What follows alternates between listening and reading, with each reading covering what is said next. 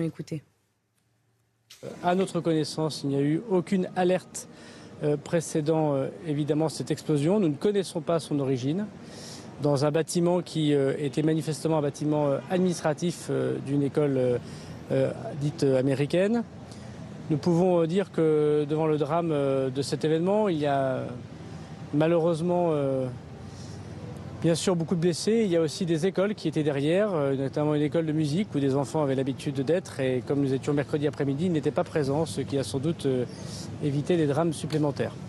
Et donc il y avait eu toute la polémique de savoir s'il faut que les stations-service ne soient plus au pied des immeubles. Hein. Voilà. Donc ça présente un risque.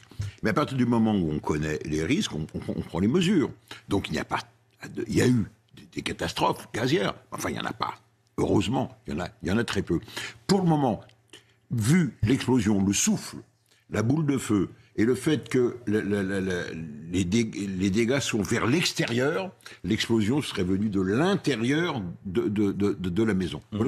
Mais le fait qui est troublant, c'est que il n'y a pas eu d'alerte au gaz dans la rue. Regardez, je me suis procuré le réseau de gaz au pied de l'immeuble. Voilà, ça c'est le document officiel de GRT Gaz. Donc vous voyez souligner les canalisations de gaz, de distribution de gaz. Mais le fait plus troublant, c'est que l'école qui a explosé, le directeur de l'école dit, quand il a pris ses fonctions il y a 30 ans, il a supprimé l'alimentation en gaz. Donc c'est assez troublant. Voilà où on en est actuellement. Donc, le gaz présente des risques. Mais enfin, je vous signale que tout de même, les canalisations, elles sont surveillées, évidemment. Merci beaucoup, Michel Chevalet. On rejoindra Mathieu.